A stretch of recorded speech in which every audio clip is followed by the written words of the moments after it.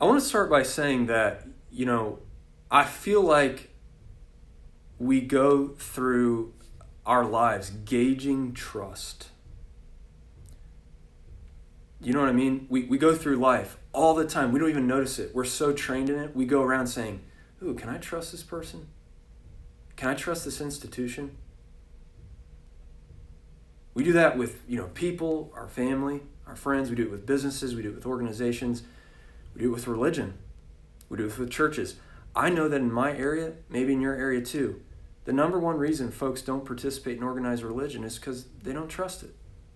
All the time we're asking, can I trust this? Can I trust you? Wouldn't it be nice if people just sort of answered that for us? If they just said to us, hey, you can't really trust me. Like, imagine that on a commercial. Can you imagine that somebody who's literally trying to buy our trust, they say in the commercial, hey, we really want your business, but here's the truth. You can't really trust us. There's a reason we're number 4. Go with number 1. Wouldn't that be nice? That doesn't happen. It makes me think of Batman, the movie from 1989. I said I was never going to do this. When I was younger and I saw people who are older make movie references and say, ha ha, if you're younger, you probably don't know this movie. And here it goes. It's happening. The 1989 version of Batman, I know some of you on here weren't born yet. I was only 3, so. But there's this point when the Joker, played by Jack Nicholson, he's going throughout this parade, and he goes, hubba, hubba, hubba, money, money, money. Who do you trust? Me? I'm giving out free money. He's literally announcing that he's trying to buy people's trust. Even as, thank you, Christy, I am still a baby. He's announcing, I'm trying to buy your trust, when his intentions are to destroy people. Wouldn't it be nice if people announced their intentions, announced whether they're trustworthy? But that doesn't happen in our world, right? We're always asking, can I trust you? Can I trust this? And that gets tiresome. I want to raise up a question for us today that Jesus himself asks about trust. I want you to hold it with you, because we're not going to answer it for today. It's not a question you answer in 20 minutes. I want to give you a question to hold with yourself that Jesus asks his disciples more than once in an account of Jesus' life called the Gospel of Matthew. He asks his followers, why are you so afraid, you people of so little trust? Do you know that Jesus actually did that thing I just said I wish people do? He announced his trustworthiness. He announced his intentions. He made his expectations of following him really clear. He didn't lie to people. He didn't make promises that were false. He could have said to people, hey, if you follow me, the minute you say yes to me, you're going to get all the answers downloaded into your brain at a gigabyte per second speed. Everything gets answered. Boom, right now. Never promised that. In fact, he said, if you follow me, here's what you should expect. Because we're people who are living in a wild, broken world that Jesus came to redeem, he said, that's not going to come without some pain. He said, if you follow him, it's going to be hard. It's going to be tough. You're going to go through suffering, confusion. You're going to lose hope at times. He announced it straight up, and he showed himself to his followers, and he asked them, why are you so afraid, you people of little trust? Why are you? Us, we. Why are we? In this moment, what is it that makes us so afraid, do you think? What do you think it is that makes us struggle with trust? Okay, I do want to ask you truly. This is one moment. I'm going to ask you a question. I'd love to hear your comments. What do you trust right now? Or whom do you trust right now? I'm not asking you what you'd like to trust. So maybe you're like, oh, I trust God, or I trust Jesus. But I'm asking you, what your actions, your thoughts, your words in the last 7 days, what do they say about who or what you trust? And I'll just wait while some of you comment and take a drink of coffee. What do you trust right now? Whom do you trust? Chad says he trusts family. Mo says she trusts school administration. Hannah, CDC. Nice. My husband, my parents, family. Family, friends, colleagues. That indicates a lot of you have, if you're saying that's who you trust, that means that's who you've leaned on. You've reached out to them, you've talked to them, that's who you trust. This is Kara. She says, not the media, but I trust my little family. Family. Josh says, my wife. Leaders of this country to make the best decisions. Family and neighbors. So this is who your actions, you're saying my actions indicate that these are the things I trust, or these are the people I trust. It's always a good question to ask ourselves, I think, is I might say I trust, these things over here, but what do my actions and my words indicate about who or what I'm putting my trust?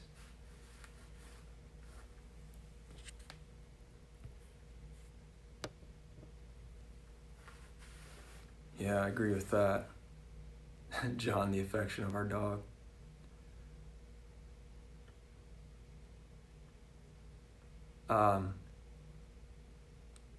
Joanna, my sister, says she's riddled with fear. Anybody else in that camp?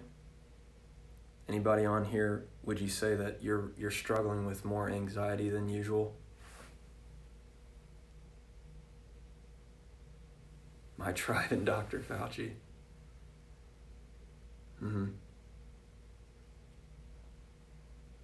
You can continue to comment while I keep talking. We're going to keep doing that. I'm going to ask you some questions. I learned, like I told you, when this stuff hit, when the virus hit and all of a sudden we were social distancing, I learned how out of tune I am. Not from the virus, but these things, this quarantining, took away some of my rhythms and my routines, and I realized how much I trusted in that. I realized how much I trusted in my own control, that I could control my life. I could go where I wanted. I could do what I wanted. I trusted my skills, my learning, my expertise. I've got a master's degree. I trusted in so many things. And now I'm kind of left with myself. I trust many of the things that you all are talking about.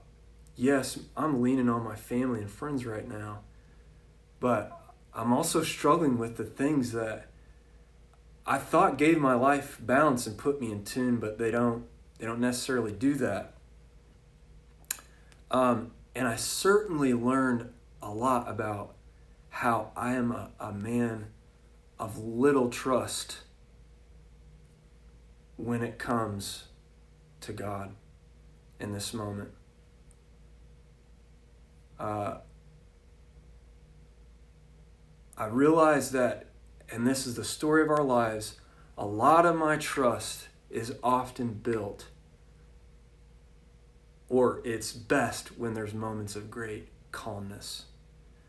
When there's moments of great unrest, naturally, that's when my little trust shows.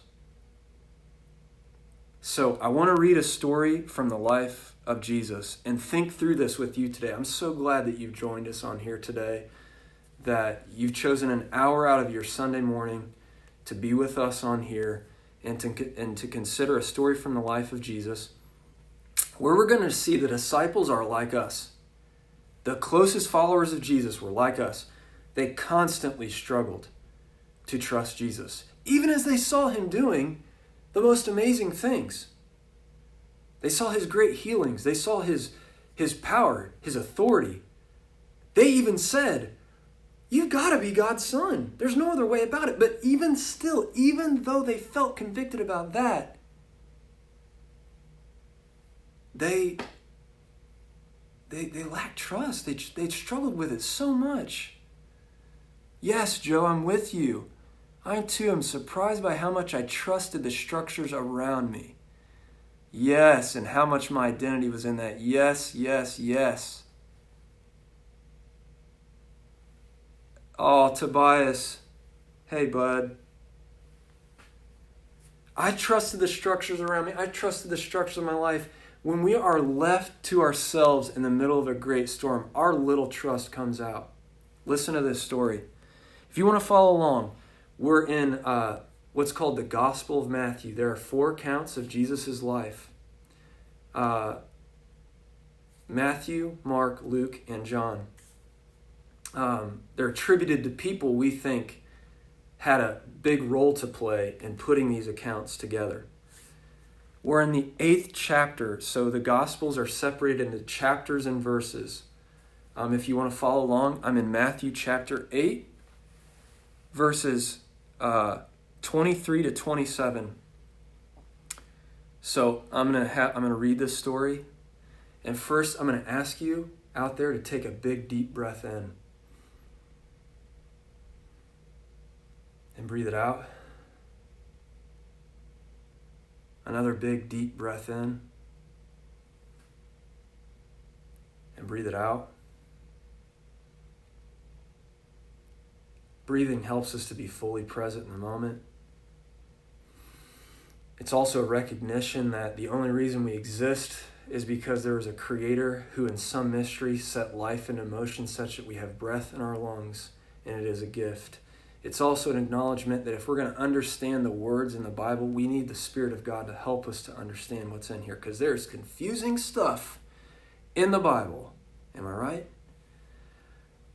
Chapter 8, verses 23 to 27. When Jesus got into a boat, his disciples followed him. Now, what's this about? Jesus and his disciples started their ministry around what's called the Sea of Galilee. It's actually a freshwater lake in modern-day Israel. It's not a huge body of water. It's pretty large, but you can kind of see the other side. If you stand on one shore, you can see in a distance the other side of the shore, but it's quite a ways away. So they'd been doing some things. Jesus had taught something in the Sermon on the Mount. He had done some healings and things. And now they were going to set out from one side of the lake to go to the other side of the lake where people did not go because they were of a different sort of people group, outsiders. And Jesus says, we're going over there. So when Jesus, verse 23, got into a boat, his disciples followed him. A huge storm arose on the lake so that the waves were sloshing over the boat. But Jesus was asleep. It reminds me when I was on a terrible plane ride, New York. Everybody's panicking because it's the worst plane ride that I've ever been on. My aunt said it was the worst plane ride she's ever been on. She's flown hundreds of times. My dad was sitting next to me, asleep. I'm panicking, and he's asleep. Jesus was asleep. They came and woke him saying, "Lord, rescue us. We're going to drown." And here it is, the question for us today. He said to them, "Why are you afraid, you people of weak faith?" The original language, I like this phrasing better. Why are you afraid, you people of little trust? Then he got up and gave orders to the winds and the lake, and there was great calm. The people, presumably the people who were watching from a distance on the shore, said, "What kind of person is this? Even the winds and the lake obey him." Okay, put your Bible away. If you're following along, I want you to put this story aside and not look at it because I'm going to ask you about it in just a second. So, why are you so afraid, you people of so little trust? The disciples show that in this moment, we are like them. If you are a person with us today on our Facebook Live and you're thinking, I don't think I trust God, I don't even know if I believe in God, or you're a person who says, I totally trust God, but recently you're figuring out, maybe that trust is much smaller than I think.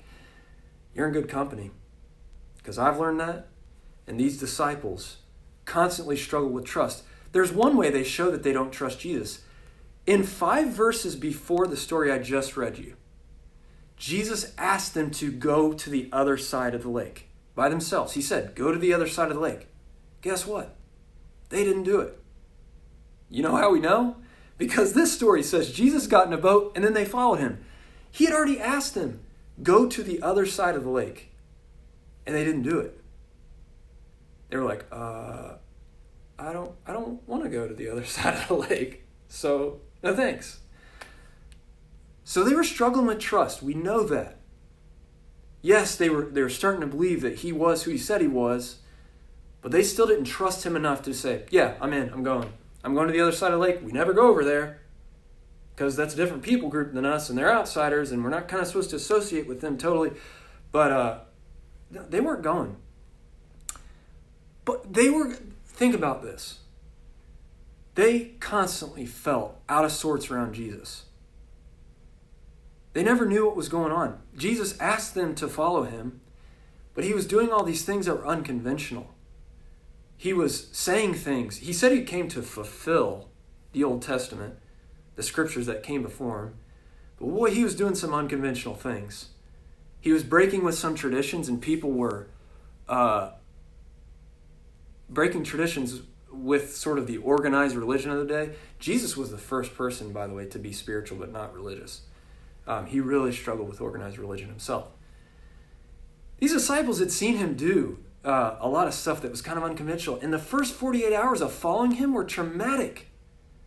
Again, I told you, he didn't pull punches with them. He said this is going to be really hard. They were out of kilter. But think about this. The second thing that shows they really struggle with following Jesus is what happens in the storm, right?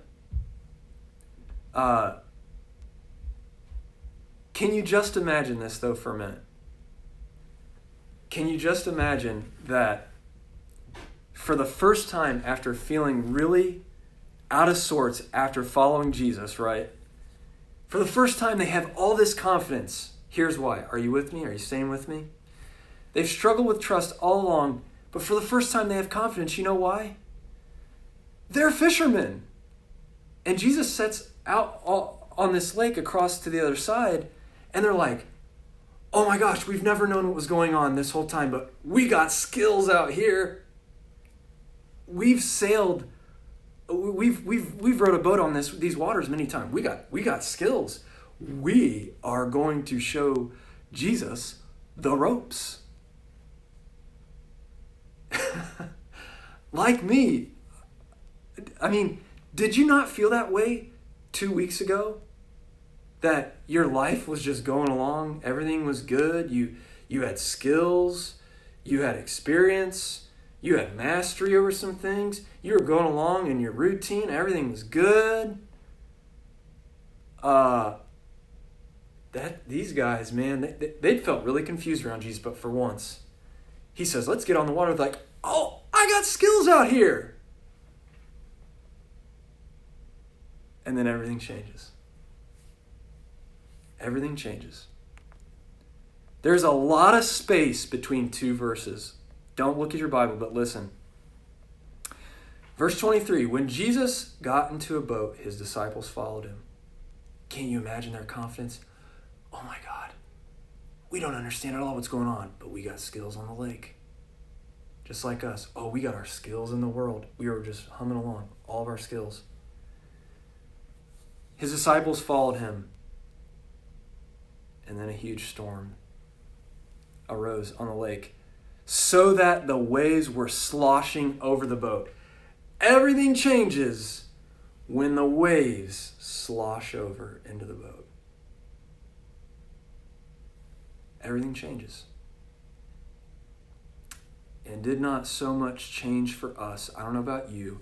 I heard about some virus in China. I was like, no, I got my skills. I'm good. My life's good. No, we're going to be fine. America, we're awesome. No. I'm God. See, you gave me these skills in life. I'm humming along. I'm great. Heard about this virus. Oh, there's more and more cases. Then it hits our shores. Nah, I didn't care. It was on the West Coast. We're gonna halt this thing. No problem. Everything's good till the water sloshes over into the boat. Everything. Where's our trust then? We spend our whole lives walking around saying, who do I trust? Who can I trust? For many of us, we've had bad experiences in life that make it harder for us to trust. We've had bad experiences with church, bad experiences with people, bad experiences with family, people who betrayed our trust. And so we say, I have a really hard time trusting. And then life gets even harder when we've been grinding our whole lives and then water gets into the boat. I want to ask you now, all right, nobody look at their Bible, nobody cheat, okay? When does Jesus say the question, why are you so afraid, you people of little trust? I want you to answer in the comments. When does he say that in the sequence of the story? When does he ask, why are you so afraid, you people of little trust? Does he ask it, like, for instance, at the beginning of the story, when they first get in the boat? Does he ask it before, like, during the storm? Does he ask it after he calms the storm? Which of those three? Does he ask it kind of in the beginning before the storm even pops up? Does he ask it before he calms the storm or after he calms the storm? When does Jesus ask, why are you afraid, you people of little trust? I will give a virtual high five to the people who answer correctly. Keep going. Let's see, we've got two people who disagree.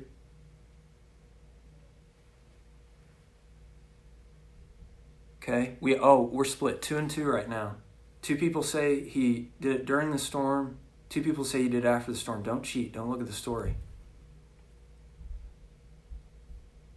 We have 3 people who say, we're now at 4 people. Before I think, somebody says, Rosalind says. When does he calm the storm? Or when does he ask the question, I should say?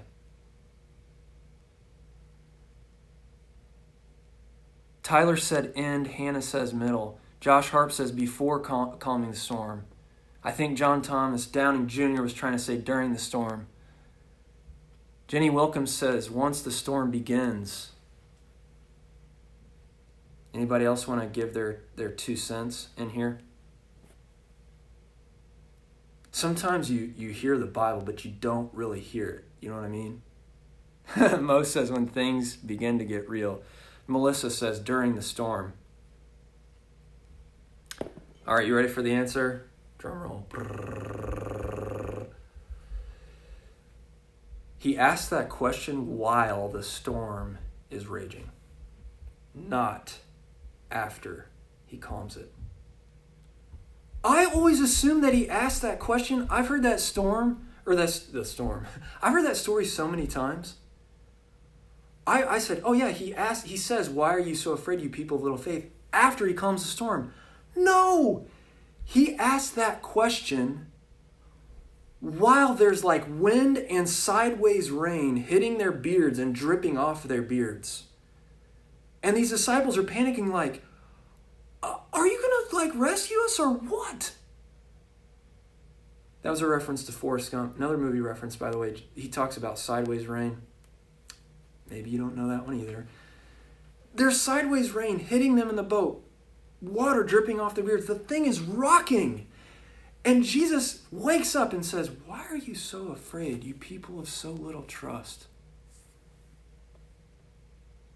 And then, thanks, Joe, for that drum. Solid. He says, "Why are you so afraid, you people of so little trust?" And then he gives orders to the winds and to the lake. He asks the question right in the middle of the storm. And then he makes orders to the wind and lake and creates great calmness. In the original language, this is really cool for you Bible nerds out there.